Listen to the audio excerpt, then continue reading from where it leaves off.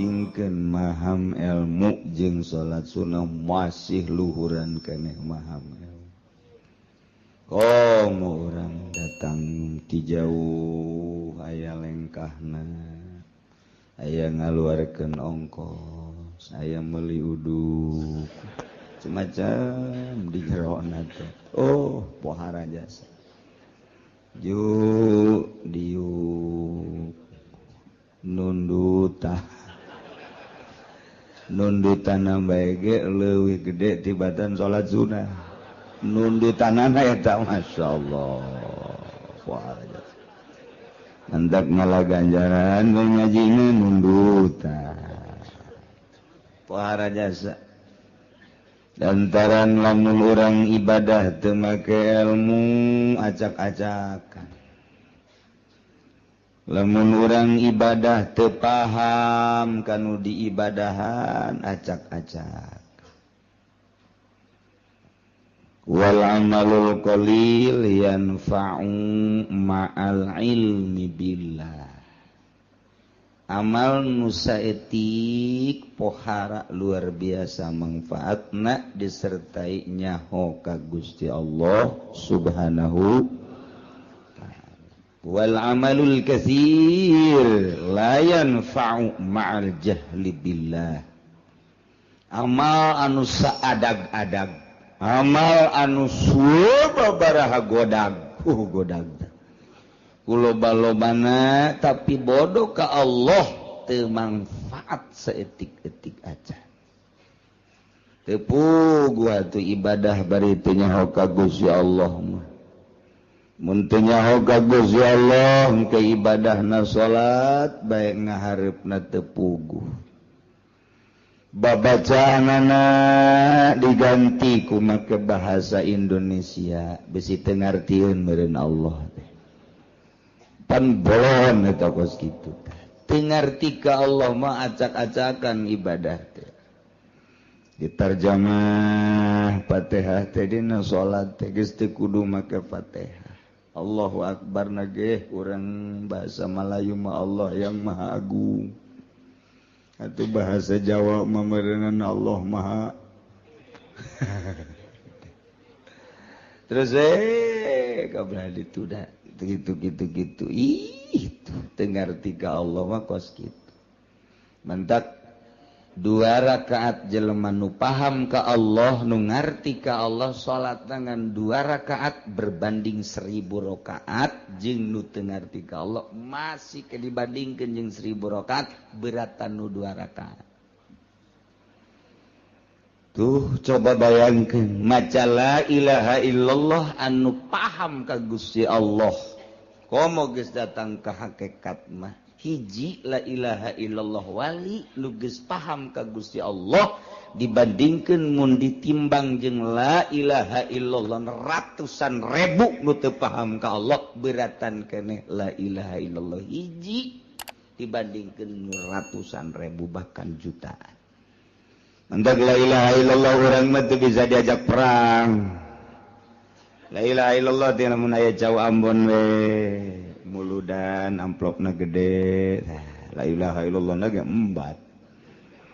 Kitu mah la ilaha illallah anu bebeneran tengah peuting. Eueuh nu kos kitu mah eueuh cauan. Ta eta la ilaha illallah teh bisa ngabanding urang tek ngadoakeun hiji jelema maka la ilaha illallah hiji nu paham ka Allah jeung nu berjamaah ratusan ribu jelema hebatan nu hiji. Lantaran hiji ieu mah ngarti ka Gusti Allah. Ta ieu urang ngaji teh hayang ngarti ka Gusti Allah Subhanahu wa taala. Dibandingkeun jeung salat sunah, ieu gedean keneh ngaji. Malah aya nu can salat subuh. Ngaji bae lah pokoknya hewan. Aduh. Cek anu keur dieu ke ziar aing eta teh. Ate salat subuh. Kambu bau bentek teh salat subuh. Insyaallah karim. Tuh gitu. Jadi urang ieu per minggu na urang ngaji teh hayang wauh jeung Gusti Allah Subhanahu wa ta'ala bentukna engke mun geus wauh ka Allah moal hayang ngridit eta geus wauh ta ka Allah tah lamun nu ngridit can wauh ta ka Allah teh masih kena jauh jeung Gusti Allah jauh teh cenah pugu kiai na ge imam jauh tah maka jeung ruku mun ngridit kene can wauh ka Allah lamun masih keneh beuki nonton TV eta ge can wauh ka Gusti Allah mangganing di imah TV ambalayah tah eta can wauh ka Allah mun geus wauh ka Allah mah teu hayangeun nonton TV teh kecuali nu manfaatna berita-berita informasi anu memang kitu penting baik politik maupun ekonomi nah eta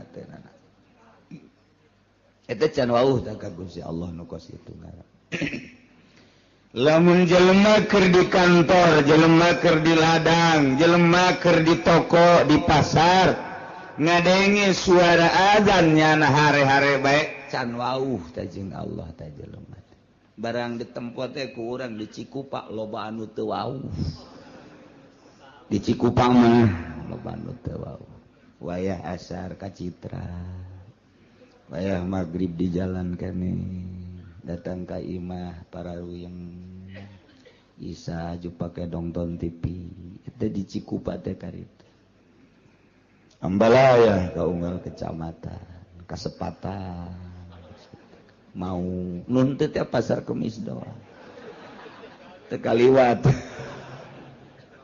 ya Allah ya Rabbi tewara jadi nempo akhlak manusia jeung nempo jelema wauh jeung henteu ka Gusti Allah di deuleu afalna di deuleu pagaweana tuh nu mantak ge urang ieu ngaji hayang wauh ka Gusti Allah subhanahu nu mantak hayang wauh lantaran nu boga neraka jeung nu boga surga Allah mun geus wauh ka Allah mah begitu urang deuk di ka nerakakeun atuh bebeja we Gusti pan abdi geus wauh ka Gusti keur di dunia nonton TV tilok sekali-kali doang jabal Gusti paling ge abdi mah malam Minggu bae pagi-pagi malam Senin bae pagi di malam Salasa malam Rabu terus-terusan bebe jaga Gusti Allah Gusti panyabi kudu dikanaragakeun pan abdi teh wauh ka Gusti ciri wauhna pan abdi teh embung ngridit embung mabok embung zina eta teh abdi nu mantak embung wauh ka Gusti cak Gusti ulah abdi pan henteu pancak Gusti salat abdi salat pancak Gusti puasa abdi puasa berarti abdi wauh ka Gusti adapun soal kurang khusyuk mah tuh hampur bae Gusti begitu tah oh cek Gusti jalan coba padahal banget sih ada barang di dalam teh oh bener ada herang saya tiga banget malaikat amankeun teh mah wauh ka aing wauh emang cek malaikat ya setengah wauh lah tuh setengah wauh bae salamet komo nu wauh jasam Masya Allah nu mantak libetkeun diri urang wauhkeun diri urang angsongkeun diri urang ka pangajian wangsongkeun diri urang ka jelema-jelema nu wauh ka Gusti Allah Subhanahu wa taala wauhna urang jeung jelema nu wauh ka Gusti pasti diajak ka Gusti lamun urang wauhna ka jelema nu paham ekonomi diajak berekonomi urang wauhna jeung jelema nu paham politik diajak berpolitik urang wauhna jeung jelema jeung tukang ngabohong pasti urang milu bae tah ngabohong geus mun wauhna urang jeung jelema nu wauh ka Gusti Allah nu paham ka Gusti Allah pasti diajakna ka Gusti Allah Subhanahu wa taala wauhkeun diri urang ka Allah babari wauh ka Allah dia cek Kanjeng Nabi ti Gusti keneh man arafa nafsah arafa rabbah sajelema anu nyaho ka dirina bakal nyaho ka pangeran nyaho ka diri urang nyaho ka pangeran saha diri urang teh makhluk berarti nyaho pangeran teh khaliq saha diri urang mah butuh dahar berarti khaliq mah teu butuh dahar sebab Allah mukhalafah lil hawadits nyaho ka diri urang bakal nyaho ka Gusti Allah.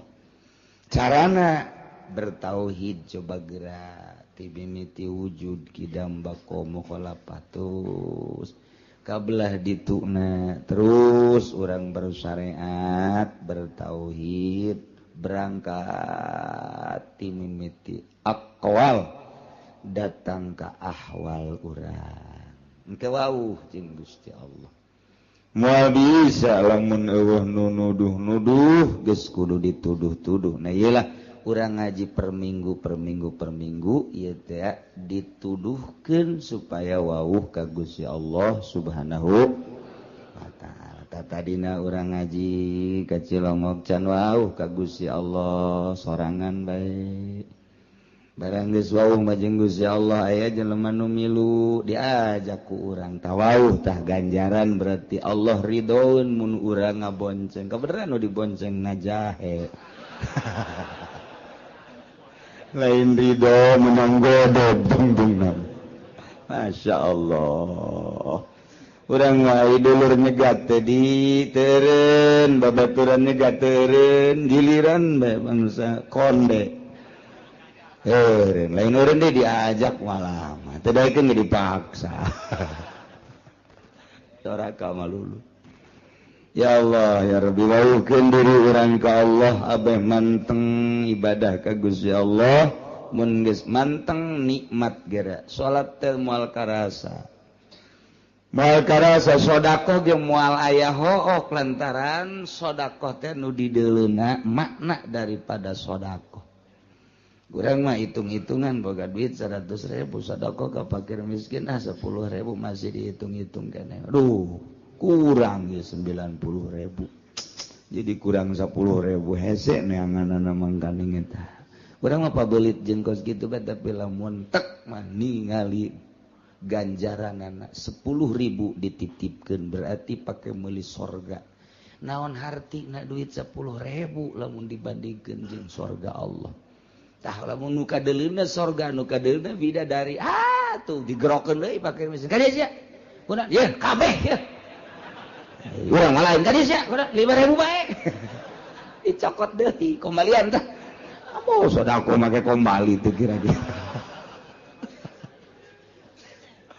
tuh ya can paham eta keur carita sodako boro-boro ka batur urang mah kapamajikan ge pelit jasa kapamajikan bae nu sagulung sagalang pelit keneh bae pelit jasa kapamajikan teh bebeja ka balanja malu nu kamari pan aya kombalina kamari iraha kamari sia nyokot oh sabaraha 100.000 meureun paling ge dibalanjakeun 20.000 teh kombalina ka mana beuka geus sabaraha poe eta sabaraha poe tungtungna mah gara-gara balanja hakeuk.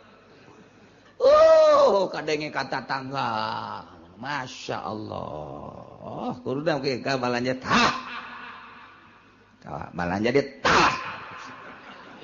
Balanja deui ka. Beul lain ieu. Masya Allah. Tah ieu urang belajar nu dideuleuna ulah terlalu duniawi tapi nu dideuleuna ukhrawi.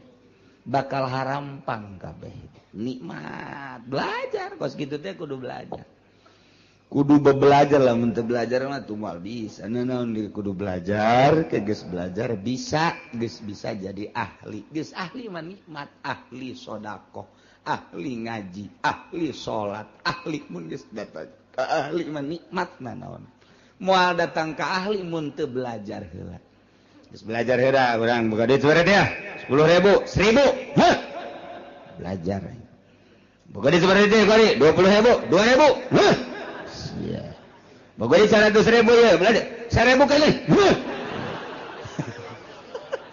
teu naik-naik belajar teu naik-naik geus berarti lamun kelas teh mah kelas 1 bae teu naik-naik tak kos kitu teh eta masyaallah urang teh hayang naik darajat urang munggu Allah Subhanahu wa taala faktor mana sektor mana urang nu bisa ieu urang mah kebenaran bogana tanaga pake naikeun derajat ka Gusti Allah. Urang mah ku Gusti Allah diberena teh dunia pake naikeun derajat ka Gusti Allah.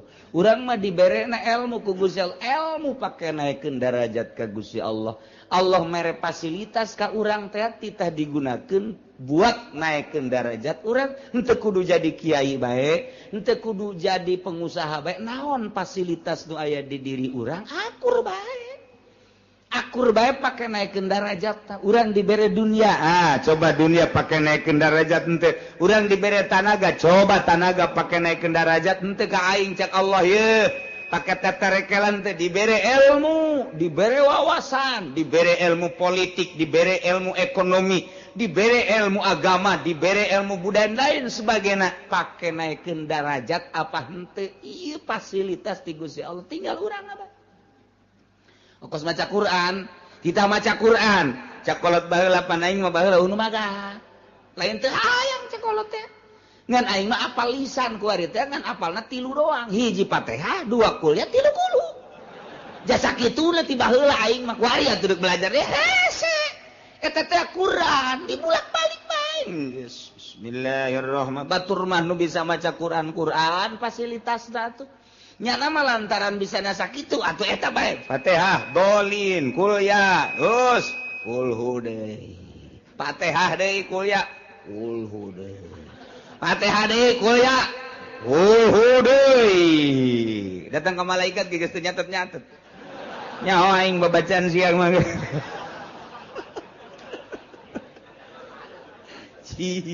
Atuh kos kitu bae eta ulah jadi ulah risi. Sebab tu bisa baca Quran aja lep tu baca eta Quran eta geus bae kulhu bae geus kulhu bae dieu kulhu kaluar kulhu di jero kulhu peuting kulhu barang kulhu bae emang di sana eta doang eta teh Quran jadi atakah pan urang mun maca kulhu 100.000 haram ka neraka. Masya Allah 100.000 baca bae kulhu bismillahirrahmanirrahim 70.000 cek sakaol mah dia sih 100.000 kan kurang baca kulhu coba eta aya keneh waktu jang aki-aki mah jeung mini-mini lah aing mah mendingan diharamkeun bae ka surga ka neraka maca kulhu bae tas beres 100.000 pae nya geus bae boga atakah nah di akhirat begitu dipertimbangkeun deuk ka neraka Gusti abdi ngadenge pan di pangajian saha nu maca kulhu 100.000 pe cenah cak kiai pan kiai ge Kangjeng Nabi cak ti Gusti cenah haram ka neraka abdi dek demo lantaran teu bisa abdi mah abdi ngadenge ku ceuli abdi bose mah nundutan ya lap-lapan lah jadi tah bahasa-bahasa kos gitu bisa pakai pertanggung jawab ke Gusti Allah tah eta hasil ngaji pan hasil ngaji mun kitu mah urang teu ngaji ban saya maca naon maca kul jasa nah yang maca bae mungkin moal bisa demo ka Gusti begitu ka nerakakeun atuh pan Gusti abdi maca kulu cak saha cak sahanya haritanya tuh tanggung jawab aya kitu mah cak saha ngaji di mana sia ngajina Cilongok teangkeun kiaina bener pernah ngutakan bener cak saha bukan kurang teh pan qala Nabi sallallahu alaihi wasallam man qara al-ikhlas mi'ata marrah mi'ata alfi marrah bejakeun ataqallahu pan eta cak Kangjeng Nabi tapi dipanggil bener pencak Gusti wah bener ieu mah tuh geus ka sorga lah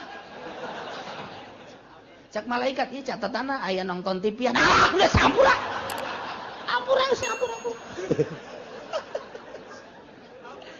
nikmat luar biasa tuh nuhun libatkeun diri urang di pangajian supaya urang ngarti ka Gusti Allah mun geus ngarti ka Gusti Allah ibadah teh mantep mantep para ulama daek maca Quran tengah peuting tahajud maca zikir jeung sajadah ngarti nya ka Allah panggon kiai nu ngartina ka amplop bae mah undangan teh kerek nya mah undangan aing paruyang cek kana ieu.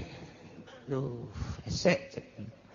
Tuh nang puyeng teu lain. Undangan teh kudu mah nikmat. Alhamdulillah rineh ieu maca Quran. Nu biasana osok sajuz ieu mah undangan ieu bisa 5 juz. Ieu mah lain, rokok beak ye. Udah ngondang sial. Kas geus ipis ya. Heran lah gua. Dakwah sih kos gitu. Masya Allah.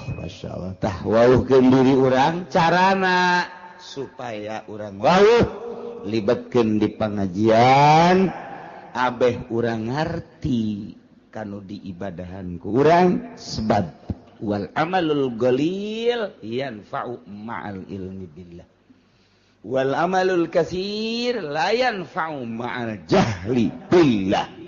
Jadi jelema teu paham ka Gusti Allah, jelema can wauh ka Gusti Allah, salat deui, maca Quran, maca sholawat, zikir terus bae dilawan ku bari diuk bae ku wali mah hebatan wali. Aya sia gara salat bae. Salat sia nu loba, jutaan rakaat, wali mah kerek. Diudangkeun dahar. Dahar. Bismillahirrahmanirrahim. Tas dahar. Itu mah waduh keur tunjelan we salat. Wah, jadi diudangkeun deui. Dahar deui, dahar. Beres. Hebatan keneh nu kerek. Hebatan keneh nu kerek. Tah, eta tah bentak. Iblis teh dekat masjid, begitu dekat masjid terjadi nyana. Begitu ke masjid terjadi deui. Tanya, kunaon eta terjadi ka masjid iblis? Aduh di dinya aya nu keur sare. Tah nu keur sare sih beusi kahudangkeun nyana mah mun hudang waduh zikirna teu kawawa. Geus kena hees bae eta macaknya nanti. Itu pun nu salat teh diantepkeun sebab nyana mah salat ge di baturan ku kula ieu. Kulana asup ke jero hatena, hei salat deui sia. Hayang kalem sia kuari mah. Hayang salat deui tuh. Eta mah teh nu hees nu kerek. Asal geus udang bae ge bahaya. Bahaya. Lurah dicarekan ku nya. Camat dicarekan. Geus kena hees bae nya mah. Takos kitu iblis ge teu kuatin. Kajian kena hees bae teh mah doh. Dah eta tanda bahayana seorang manusia nu ngarti ka Allah bisa membabi buta. Pandang bulu sahajeng nya nama zikir bae ka Gusti Allah. Dialah iblis ge iblis. Waduh cek kena ieu mah. Bahaya mendingan kena hasan. Dak lolobana kiai mah harees. Nailah urang ngawuhkeun ka Gusti Allah Subhanahu wa ta'ala pelebah dieu urang ngawuhkeun ka Gusti mengenai hukum-hukum pasah. Sarwiti urang Cikupa kawin ka Zaid urang Pasar Kemis harita akad tikahna teh di mas kawinan ku 10 gram. Kabeneran begitu akad tikah mas kawinna teh bebejana leungit berarti kuari dihutang.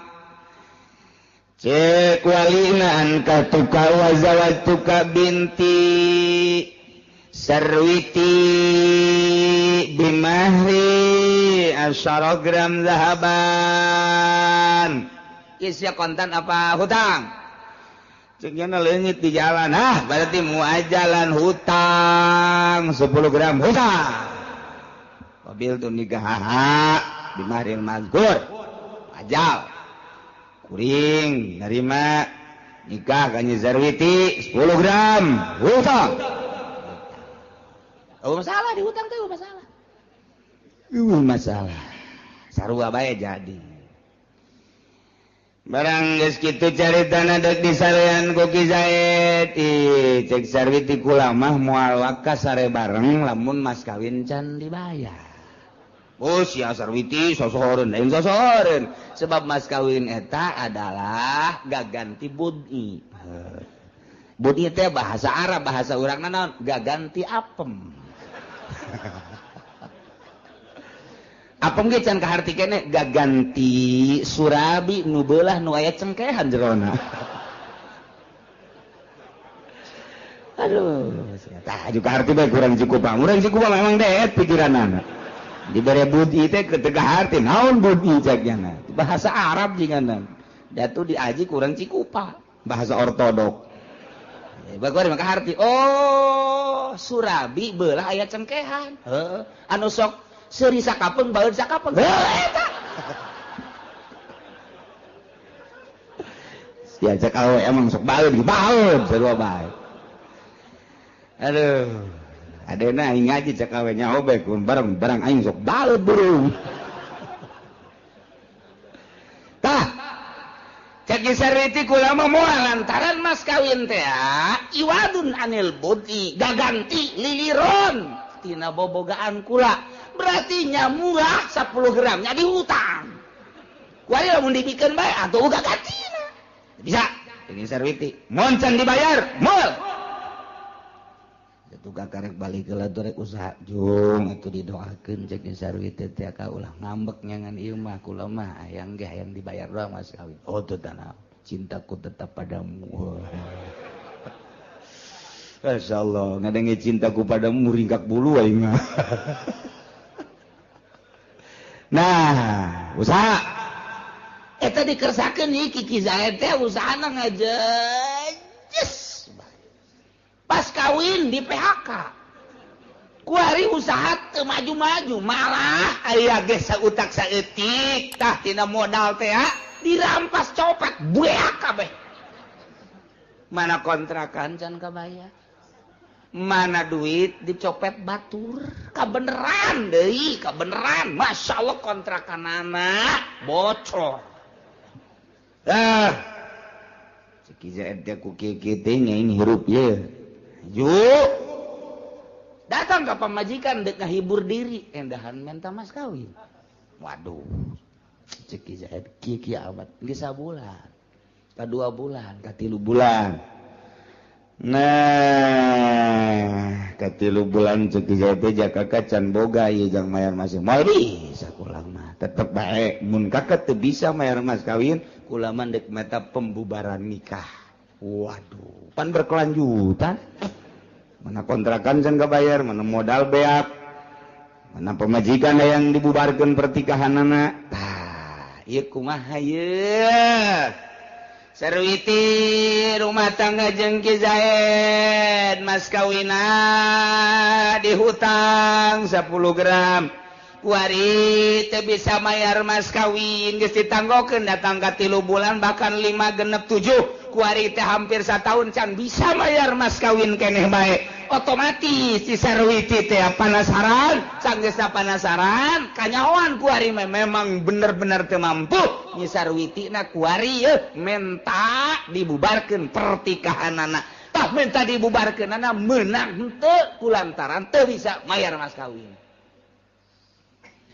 Wapi sarihi bil mahri aqwalun dina miskin salaki teu bisa mayar mas kawin eta adalah sababaraha kaul azharuha tafsahu qabla waqtin kaul azharna tarjih berarti hasil daripada beberapa penelitian masalah tersebut timbullah kaul azhar na ieu nurutkeun cek kaul azhar seorang istri bisa ngabubarkeun pertikahanana memeh diwakti cara ngabubarkeunana wala tasqa hatta yathbuta inda qadin saruhu teu meunang ngabubarkeun pertikahan yana teu aya jalan Sarwiti ngabubarkeun pertikahan hingga tetep monggo qadi kamiskinan Ki Zaid.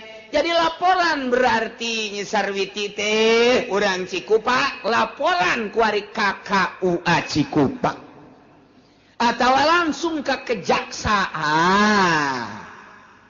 pagi cek nyi Sarwiti pagi keneng keras amat bendung kula ya greget hayang gegiraan diuruskeun tenang neng tenang negara orang kan negara hukum bohong negara hukum teh pada usara neboga hukum lagi kudu dihukum ih Sarwiti paham amat ieu jadi mamarahan kieu enaon neng kieu kula boga salaki ngaran Zaid urang Cikupa pertikahan kula jeung menang geus 1 tahun ajunya nak waktu nikah mas kawinnya dihutang datang ke kuali itu bisa mas kawin saya lapor kepada bapak jaksa bahwa pertikahan saya dengan suami saya yang bernama Zaid mohon dibubarkan ulah waka dibubarkan teliti heula panggil Zaid mana alamat Zaid pasar kemisnya pasar kemis mana pasar kemis kota emang pasar kemis kota kota deh pokoknya mana pasar kepada yang terhormat Bapak Zaid yang berada di kampung Pasar Kemis Kota. Ongkoh kampung, ongkoh kota. Denan gitu ngaranna saya harap menghadap ke Kejaksaan Cigaraksa sehubungan dengan laporan istri Anda yang bernama Sarwiti mengenai tentang rumah tangga Anda. Diharap menghadap besok pada hari Senin tanggal sekian. Wassalam. Terima kasih. Demikian kepada Kejaksaan Cigaraksa. Set. Kirimkan gadis. Baca Koki Zaid. Panggilan saya. Berangkat Ki Zaid gadis itu. Zaid. Ini nama Zaid. Betul Pak. Punya isi yang bernama Sari Tulang Ciko Pak. Betul. Anda waktu pernikahannya mas kawinnya diutang 100 Pak. 100 ya Pak. Betul Pak. Sampai saat ini sudah 1 tahun mas kawin belum terbayar lunas. Betul Pak. Lantas kesiapan Anda bagaimana? Tiap jam, tiap hari saya siap. Tapi sampai saat ini belum bisa membayar Pak. Nah, sekarang begini, sehubungan dengan istri Anda yang bernama Sarwiti telah melapor kepada saya dengan permasalahan tersebut, maka Sarwiti ingin dibubarkan pertikahannya. Tak eta teh langsung geus Sarwiti narapa panggil Ki Zaid dicek keabsahan dan kebenarannya ternyata benar maka kakarak didinya payap sahuhu membubarkan pertikahanana adalah kodi atau jaksa. Iya Sarwiti, iya Ki Zaid, ya. Perlu diketahui setelah seorang istri yang bernama Sarwiti melapor kepada saya setelah dicek laporannya pengakuan suami itu betul sekali maka dengan demikian permintaan dari pihak istri yang bernama Sarwiti ingin dibubarkan pertikahannya mau tidak mau bahwa saya sebagai penegak hukum di Kabupaten Cigaraksa ini di bawah naungan presiden di bawah naungan Bupati Ismet Iskandar maka pertikahan Anda saya bubarkan.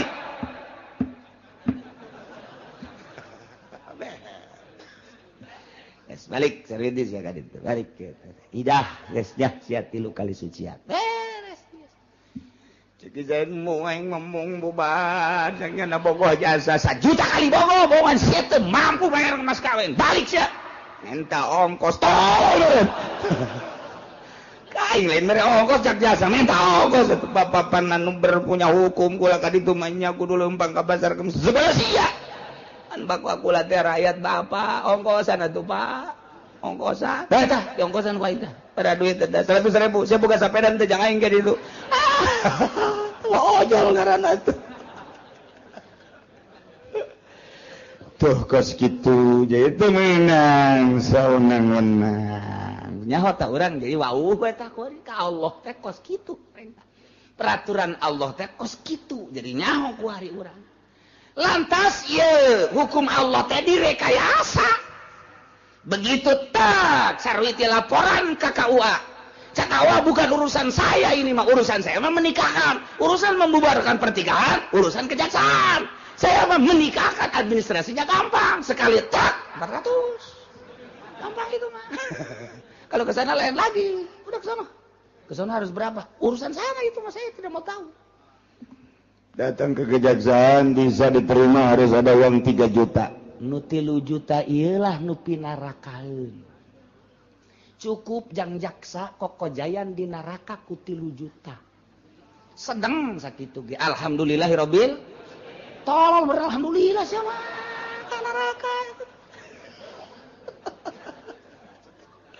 Cukup sakit kita sebab lain dek negakeun agama Allah berarti nyana hendak meraup keuntungan dari hukum-hukum Allah nu kuduna ditegakkeun tapi dibuat lahan geura modar sia aing mah ngan ngabejaan doang bisi aing ke di sidang ku Gusti Allah ayo uci bener sia ngayakeun pengajian bener pernah nyaritakeun bahwa uang eta teh haram aya saksina jaksa aja jaksana nyala nu nyokot duitna jadi nyala jadi saksi nyala nu nyokot duit sedang sakitu ge tuh lumayan dah mun teu pernah nyaritakeun bahaya kulo mah sakadar nyaritakeun tama karasa kareuntut ka jero hate jaksa langgeng ku sia teu karaksa ngojari sia di neraka sakitu doang kulo mah ngan ngabejakeun doang cak jaksa aing minggu hareup moal ngaji kaji itu sia aing mah teu ngajakan ngaji ka sia aing mah deuk nyampekeun hukum doang ji kiai cenah aing ke bagi dua bae tolong bagi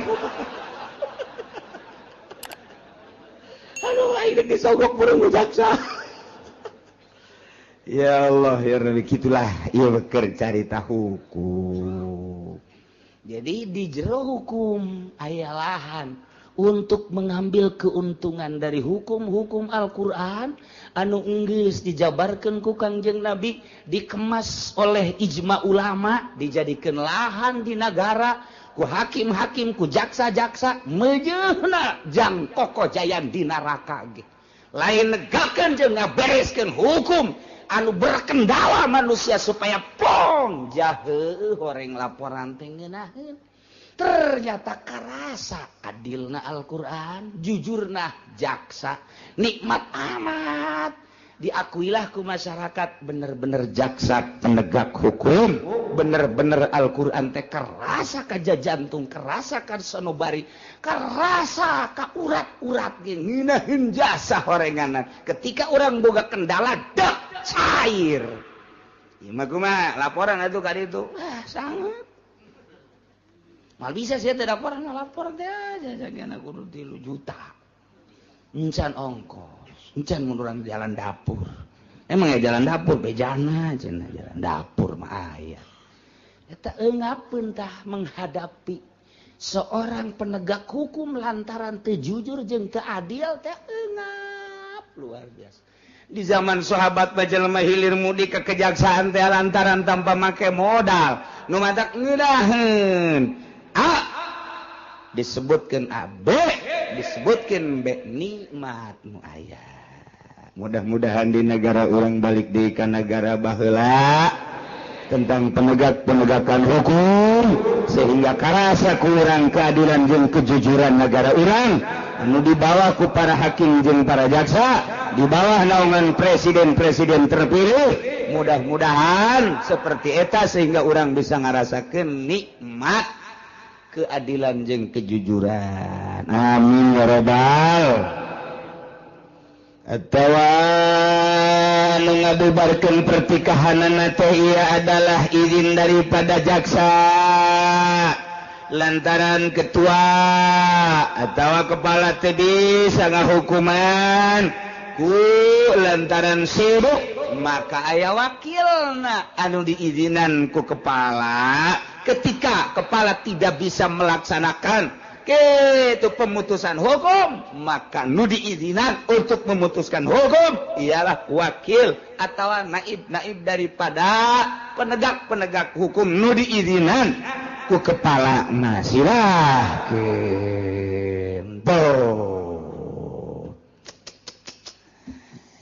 eta teh lamun qoblawatin memehwati kumaha lamun geus diwati Zaid kawin jeung Nyi Sarwiti mas kawina dihutang ditanggokeun ku Nyi Sarwiti hees bareng datang ka 3 bulan barang 3 bulan Ki Zaid teu bisa mayar mas kawin keneh bae nyaah jeung deudeuh mah aya ja cinta ieu karunyaeun Nyi Sarwiti begitu ditoel langsung nangkara masang Nyi Sarwiti teh masang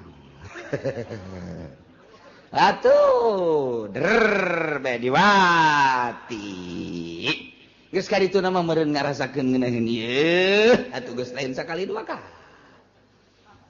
berterus rumah tangga ditanya deui ku Nyi Sarwiti geus ka 7 ka 8 bulan bahkan ka 1 tahun kumaha ieu masalah mas kawin ditanya deui teh tetep ngabaget ki Zaid teh yakni teu bisa mayar mas kawin ki Zaid teh ieu teu bisa mayar mas kawin teh kabelah dieuna nya Sarwiti minta pembubaran nikah duh jadi masalah kuari kumaha lamun Nyi Sarwiti mas kawina ditangguhkeun diana di hutang 10 gram kuari mah diwatina geus diwati mas kawin can dibayar keneh bae kuari Nyi Sarwitina lapor minta dibubarkeun pertikahan menang apa henteu hakim minta ngabubarkeun pertikahanana wa fi sarihi bil mahri. Tidak masalah teu bisa mayar mas kawina seorang suami terhadap istrina ya beberapa kaul azharha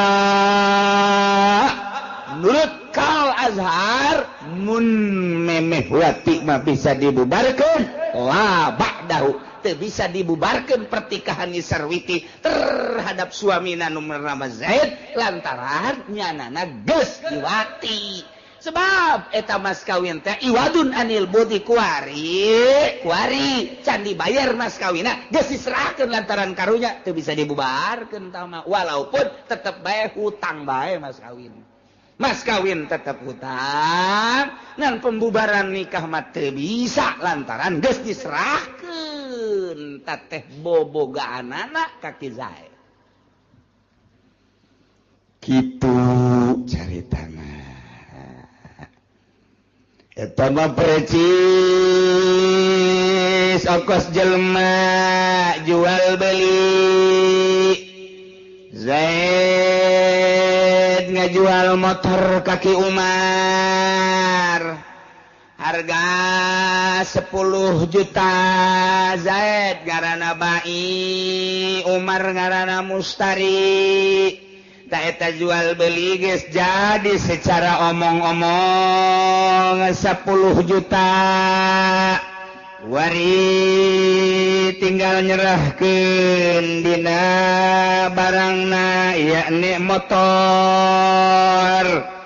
tah kuari si motorna ieu aya nu maling motorna aya nu maling duit da can diserahkeun motorna aya nu maling tak eta jual beulina geus langsung bubar bae geus teu bisa dilanjutkeun lantaran duitna ge encan dibikeun motorna ge can diserahkeun kabeneran motorna ieu leuwit atau memang motorna bubar teh akad da naon-naon tapi lamun motorna geus diserahkeun kuari Zaid ngajual motor kaki Umar motorna kuari geus diserahkeun duitna mah encan ngan motor geus diserahkeun jadi teteh jual belina motor geus diserahkeun duitna begitu ditagih icuk cole icuk cole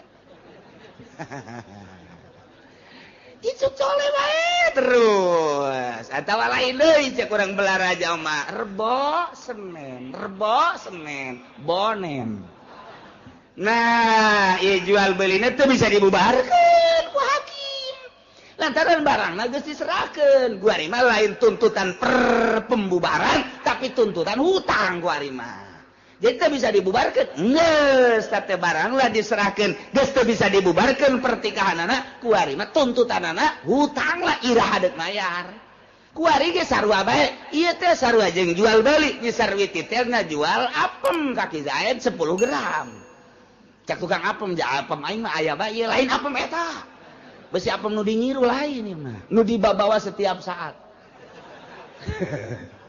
nah eta teh geus diserahkeun ku ari apemna ka Ki Zaid tuntutanana teu meunang pembubaran pertikahan tuntutanana ku ari mah tuntutan iraha deuk bayar mas kawin sarua tuh ieu mah keur carita contoh Zaid ngajual motor kaki Umar 10 juta motorna geus diserahkeun kaki Umar tinggal duitna encan ja Caki Umar engke soleh barang sore engke icuk ditanya icuk engke tole icuk deh jadi eta motor mah geus jadi teu meunang pembubaran pertikahan perjual belian teu meunang lantaran geus diserahkeun barangna ka ditu ku ari mah dituntut teh adalah iraha deuk bayar hutang Nah ieu ge sarua bae. Zaid kawin ka Nyi Sarwiti, kemudian mas kawinna ditangguhkeun 10 gram teh. Kuari barang Nyi Sarwiti geus dipake ku Ki Zaid, berarti geus diserahkeun teu meunang. Tak ieu ulama teh deuk nyaritakeun la ba'dahu, teu meunang sabada diwati mah lantaran barangna geus diserahkeun, teu meunang dibubarkeun, teu meunang rapa pembubaran ku gara-gara mas kawin. Lantaran barangna geus diserahkeun ka Ki Zaid, kuari mun deuk dituntut iraha deuk mayar mas kawin. Tuh, ieu ngaji dia urang keur di dieu mah iya. Betul. Balik bae. Nungguan sate doang mungkus balik. Emang gitu otak urang. Otak urang memang kos gitu. Fumatu qalin najazul pasu tulun nuliskan sekal mah dilastarikan dia pembubaran pernikahan harita kene. Hakim menerima laporan Sarwiti tentang pertikahanana nu ditangguhkeun mas kawina, bari barangnya Sarwiti can diserahkeun masih gres kene. Gres kene. Teu ngarti orang ketos gres naon sesungguhnya. Pokoknya gres bacan kagores-gores. Masih orsinil kene. Nah, tanya Ki Zaidna, bener. Can pernah ditoel-toel acan embungin, asal ditoel ngajimpret, syaratna mas kawin kudu dibayar heula. Lantaran geus akurat ieu mah ti dua belah pihak dalam rangka pemutusan hukum menurut cek sakal yurjazul pashu. Lastarikeun, luruskeun harita keneh, begitu geus dicek kebenaranana, bubarkeun pernikahanana. Tapi wal azhar imhaluhu salasata ayyam. Cekal azhar mah tangguhkeun sampai 3 hari. Sarwiti, ya.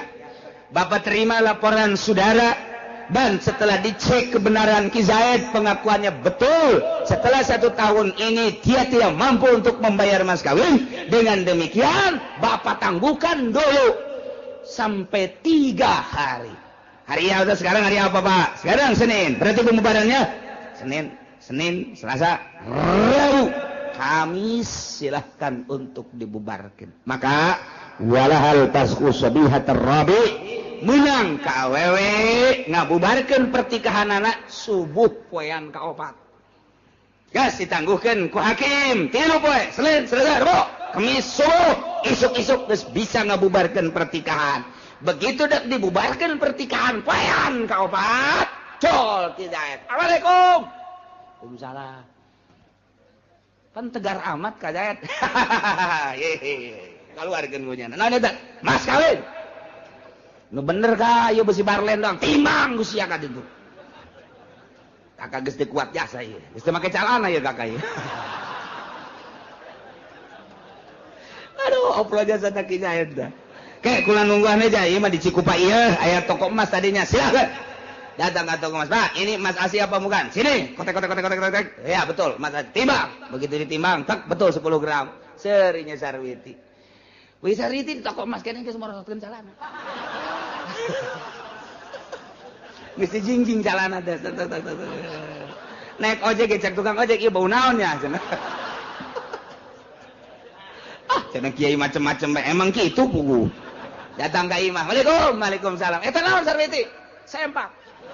Kan ku sia ibu gawe siap tempur. Lalu mentakillah yusalliman apa kau tahu kecuali Ki Zaid poean kaopat masrahkeun apakah yakni masrahkeun mas kawina teu meunang Nyi Sarwiti ngabubarkeun pertikahan lantaran Ki Zaid mampuan begitu ditangguhkeun 3 poe kaopat poena mayar mas kawina. Salamet mitian ku perang antara Sayyidina Ali sareng Sayyidina Muawiyah, perang Siffin, kemudian perang Jamal antara Sayyidina Husain sareng Yazid. Tayalah rek nyaritakeun pembunuhan Sayyidina Husain nu kamari kurang geus didongengkeun cek nasabah Quraisy nu ngaran Zubair bin Bakar Wagana mauliduhu aya dilahirkeun Sayyidina Husain eta li khamsi layalin khalawna min Sya'ban. Bulan Sya'ban tanggal 5 tahun 4 Hijriah. Kangjeng Nabi hijrah ti Mekkah ka Madinah menang 4 tahun di bulan Sya'ban eta lahirlah Sayyidina Husain. Sayyidina Husain eta putra daripada Siti Fatimah. Jadi Siti Fatimah gaduh putra nu nami Husain lahir bulan Sya'ban tanggal 5. Di tahun etalah aya perang di zaman Kangjeng perang Zatir Roko. Di tahun eta kusuratul salat mulai dikosor salat. Di tahun eta Kangjeng Rasul Kangjeng Nabi rarabi nikah ka Nyi Ummi Salamah. Tahunan kelahiran Sayyidina Husain. Kemudian Sayyidina Husain tumbuh dengan luar biasa. Ningali Sayyidina Husain hampir kos ningali Kangjeng gaya-gayana, gantengna, capetangna jeung sajabana, incu Kangjeng Nabi. Istimewa Sayyidina Husain. Datang ka loba awewe anu nempes Sayyidina Husain teh seubeuh. Asal deuleu Sayyidina Husain awewe teh seubeuh. Malah aya awewe ngangsongkeun diri ka Sayyidina Husain hayang dikawin bil barokah. Mantep jasa eta. Mantep. Ngangsongkeun diri we lain hiji lain dua. Ngangsongkeun diri kawin pangkawinkeun. Jadi Sayyidina Husain mah lamun sumping ka hiji lembur ku gantengna, ku kasepna, ku capetangna jeung putra saha atuh ta eta teh awewe ngangsongkeun diri abdi mah ieu mah hayang bil barokah bae hayang dikawin ke Sayyidina Husain ke boga anak tinggalkeun ku Sayyidina Husain. Eueuh masalah kitu teh geus seubeuh bae asal boga anak bae boga turunan ngaran. Kedatang deui ka hiji tempat aya awewe moal pati ngangsongkeun diri nya ge lamun joreh mah boga rarasaan nya ge. Moal pede atuh nya ge. Ya geus pilihan deui. Cek Sayyidina Husain moal henteu ieu mah kula mah hayang bil barokah bae hayang boga turunan nya didukungku lobana tokoh dikawin ke ku Sayyidina Husain. Terus gaduh putra kayak ditinggalkeun ku Sayyidina Husain. Kitulah Sayyidina Husain. Jelema puas jasa Sayyidina Husain. Asa aya kangjeng bae. Anda kuari lolobah Habib kos kitu tah. Asup bae ka lembur kawin ditinggalkeun bae. Jadi teu puguh kuari mata pinat. Teu puguh. Nurutan Sayyidina Husain teh kataekan. Sayyidina Husain mah atuh ganteng, pinter, puara luar biasa. Ini aya bae tapi tereuh mah haju kadari itu kuarina ge. Hampir Habib teh geus kada itu sebagian kecil tapi. Nah, wattafaqu ala annahu qutila. Ittifaq ahli tarikh, ahli sejarah bahwa Sayyidina Husain terbunuh yauma Asyura tanggal 10 bulan Muharram tahun 61. Tahun 61 Muharram. Tanggal 10 kamari tah mentak poe tanggal 10 teh jutaan manusia jelema daratang ka Karbala untuk mengenang keterbunuhanana Sayyidina Husain radhiyallahu di ngaranan eta tahun 61 Hijriah amal hazan wa qutila ma'ahu istani wa samanuna rajulan min ashabihi nu bareng terbunuh jeung Sayyidina Husain teu kira-kira tokoh 82 karenanya diharap nang tangan dina peperangan tersebut geus teu kabendung dongeng perang nu kamari. Di jerona ayah Hasan bin Yazid sami lantaran sangkilang Sayyidina Husain ieu setru dengan Yazid anak nama milu ka Sayyidina Husain terbunuh di sarua bae. Lianahu barizu wa qutila ma'al Husain dibunuh babarengan jeung Husain eta ieu Hasan bin Yazid summa qutila jami'u banihi wabeh dibeakeun anak Sayyidina Husain nu mana di mana bae ayana beakeun dibunuh bae kabeh. Insyaallah. Jadi lain kuari bae urang mun nyaritakeun kazaliman. Fitnah ti mimiti Sidina Ali jeung Sidina Muawiyah, kabelah dieuna Siti Fatimah, kabelah dieuna deui kitu Sidina Husain, Yazid kabelah dieuna terus komo atuh ayeuna. Saha anu muncul dek memperjuangkeun agama geus kieu bae monitor Amerika kuari. Indonesia teh geus didelekeun bae di monitor Amerika unggal poe. Malaysia didelekeun aya monitor. Di dunia teh anu boga monitor model kitu ngan hiji-hijina Amerika doang. Batur teu meunang nyieun, asa nyieun dibom. Teu meunang nyieun atom asa nyieun dibom. Teu meunang ngaleuwihannya nyana teh deuk jadi polisi dunia. Nu mantap kamari Irak dibom teh kapan aya itu senjata biologi, padahal mah wallahu alam. Tapi nu jelas mah aya namangan ketika kamari ditelusuri kan dibom bae lain eta maksudna mah memperjuangkan agama napas agama nu ulah aya nadak Indonesia saya sieun jasa asal aya baik di partai maupun di organisasi anu ngomong agama geus Indonesia lu sieun sebab Amerika telepon ke presiden jangan biarkan tangkap masyaallah ndek kumaha dakwahna ndek kumaha mantap urang mah nungguan ge jelema anu endek ngamajukeun bangsa nagara jeung agama tanu ditungguan teh eta encan aya bae encan aya yeuh piningit.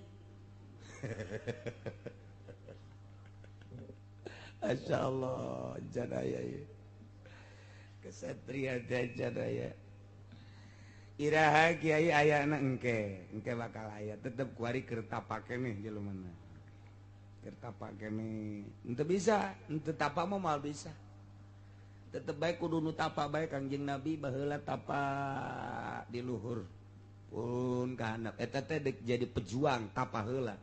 Memang umur 40 tahun tapak naik gunung turun 3 poe turun seminggu turun kadang 15 poe turun eta ngaranna tapak.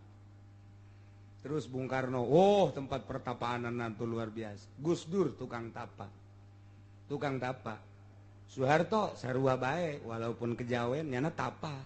Soeharto nu mantep kuat teger sanajan haju korupsi ke belah dieu mah kaajak ku babaturanana tapak. Nah, Gus Dur atuh sarua bae tapak. Megawati lantaran teu tapak sakieu.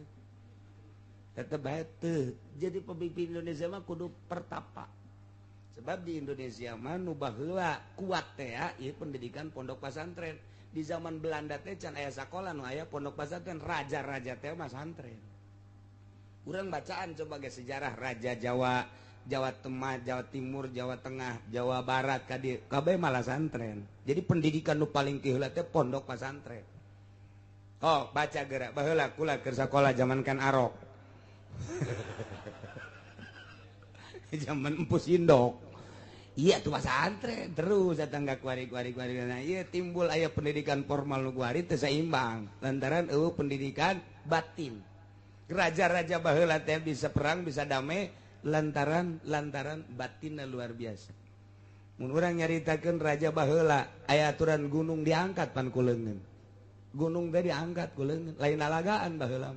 Aya hiji anak raja gering kemudian kudu di kitu ubaran nu bisa ngubaran. Aya ge hiji dangdaunan nu aya di gunung. Teh pan gunungna diangkat kan set dibawa ka raja. Tah pilih bae cenah tah. Mana tah? Mana cokot eta dikaditukeun deui.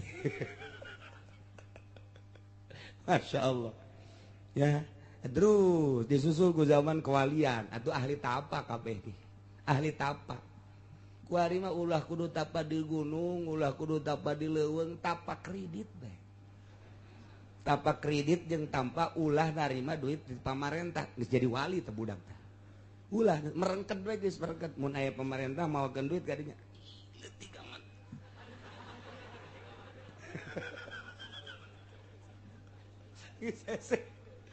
Sedangan pertapa ya nama, masya Allah numandak nu mantak kiai ngaharamkeun ku ari ngaluarkeun torekat ngaharamkeun aya ge muktamar torekat di zaman Ki Hasyim Asy'ari dilanjutkeun di zaman Gus Dur eta teh muktamar Gus Dur mah nyaho kabeh torekat teh setelah ditutup engke cak Gus Dur teh jangan dikembangkan ngan nyana nyaritakeun seluruh torekat nu aya di dunia dan nu aya di Indonesia eta teh dicaritakeun ku nyana ngan pengembangan mah ulah nu enggeus mah enggeus tinggal diteruskeun ulah dikembangkeun sebab saha jelemana menyaku ari jelema norekat teh aju eta kos kitu tadi jore jasa eta teh tapi nyana nyahoeun titik-titik torekat teh Gus Dur nyahoeun titik-titik torekat teh nyahoeun di Indonesia di mana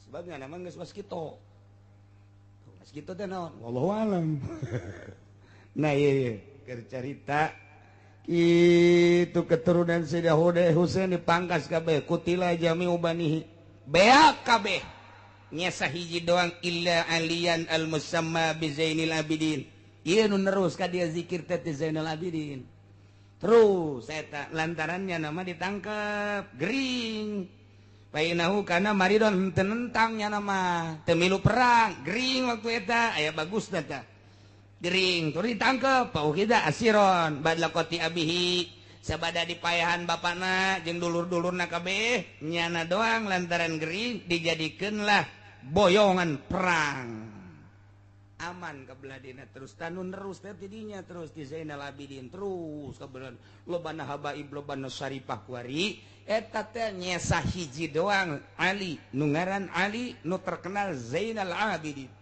terus datang ka kiwari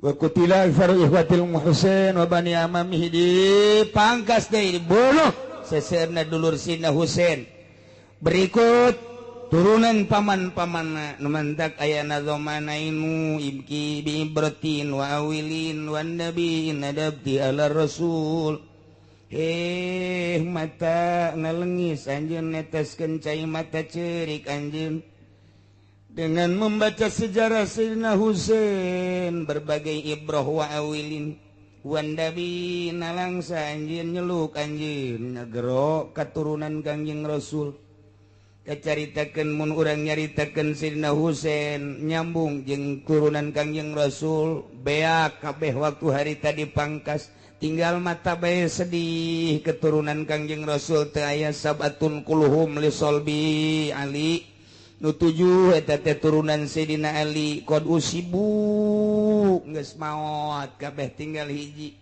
wa tisatun li ukel nu 8 mah keturunan ukel beak kabeh tina hiji rahasia Allah nembus terus datang ka kiwari datang ka terus alhamdulillahirabbil alamin lamun di dunia kuari eueuh turunan Kangjeng Rasul andai kata di Mekah di Madinah di Irak di Mesir di belahan ditu kitu kedeh di belahan urang termasuk di Amerika di Inggris mun eueuh turunan Kangjeng Rasul wallahu a'lam ieu teh ku nyebarna turunan Kangjeng Rasul bae.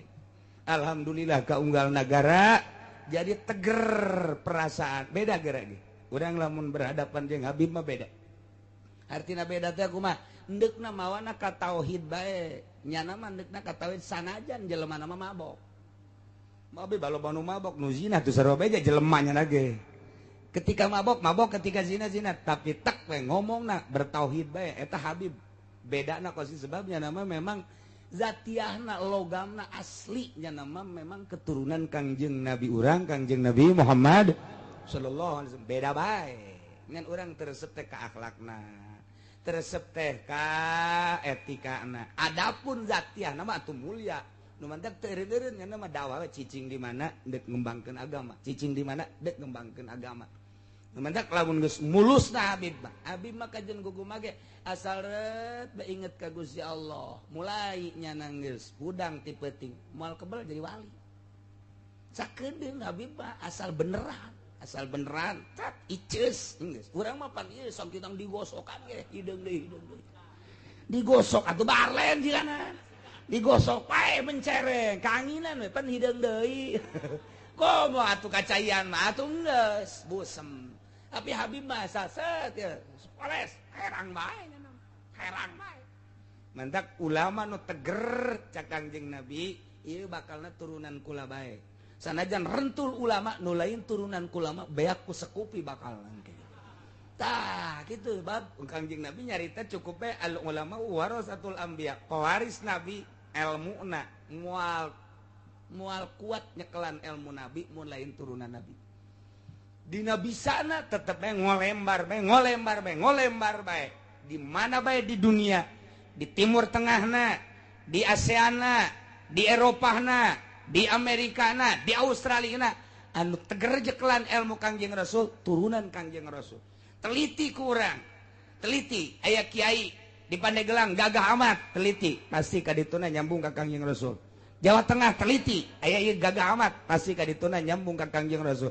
Aya gagah amat ieu aju benang ku sekupi lain dageun ajeng lain oh hancur ku sekupi doang, hancur ku partai doang, hancur moal bisa. Tapi lamun teger bae henteu mambri di partai di organisasi dawat api nyanana teger bae. Oh lain sembarangan sebab logamna asli emas. Entek di urang alhamdulillah emas buah loba jasa. Aduh ngan ngabetan malulu teh emas. Nah iyalah orang kerjarita tentang kematian wafatna terbunuhna Sayyidina Husain. Mudah-mudahan orang kabehan aya di bawah bendera zuriat Kangjeng Rasul, dihijikeun jeung para turunan Kangjeng Rasul, belah dituna urang ngahiji jeung Kangjeng Rasul sehingga orang menang syafaatul uzma, disalametkeun ku Gusti Allah bi barakati ummil Quran al-Fatihah.